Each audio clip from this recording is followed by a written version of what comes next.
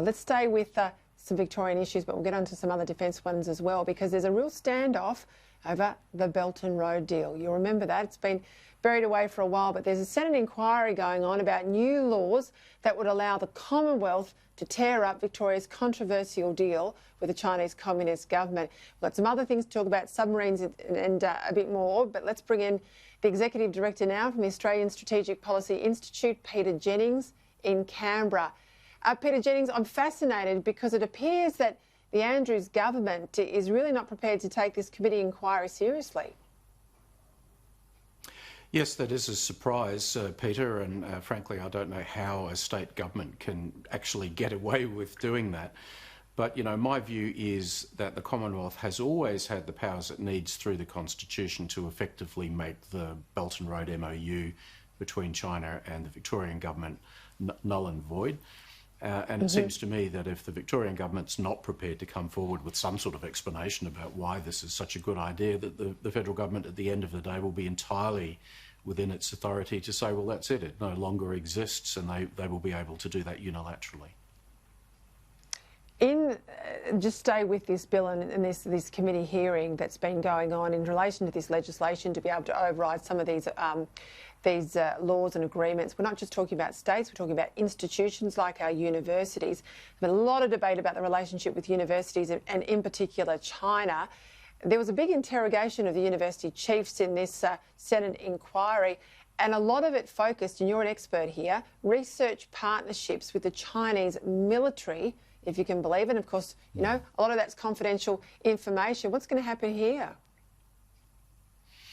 Well, I think we have largely unnoticed in the wider community seen a process whereby our universities in the last 5 to 10 years have become so close to Chinese universities in terms of research agreements that the sheer volume of these agreements starts to become a problem.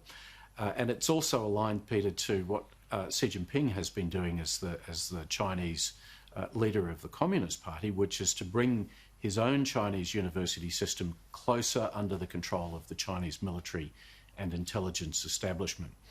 And so we potentially have a problem here, a problem of intellectual property theft and of Australian universities actually undertaking research that could benefit the Chinese military and intelligence establishment more so even than Australian defence and intelligence organisations.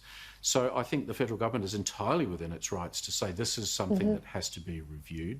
And I don't think it helps that the universities, or at least the peak bodies that represent them in Canberra, are now pushing back on that. It's probably true, Peter, that most agreements will be fine, but you know, if even 5% create problems from a defence or intelligence perspective, well, then they need to be found and they need to be annulled. Absolutely, and the universities who all get federal funding have got to act in the national interest. I have to say, when I went through some of the budget numbers in relation to defence spending, I hadn't scrutinised them as closely as I did when I worked for the PM. I've had a good look now. There's reports in the papers as well today. There's blowouts everywhere, and in particular, the submarines, they're getting further and further away, and they're costing more and more and more. It's extraordinary.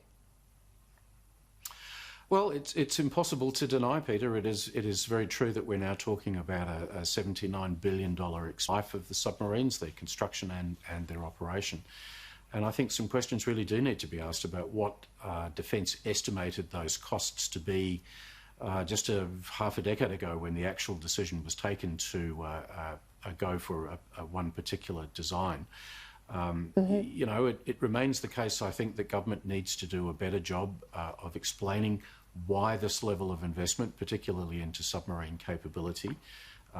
Australians need to understand that for the dollars they're spending. We want to know what this actually buys us in terms of real military capability. Yeah, absolutely. Peter Jennings, thank you for your time. So right across all of those issues.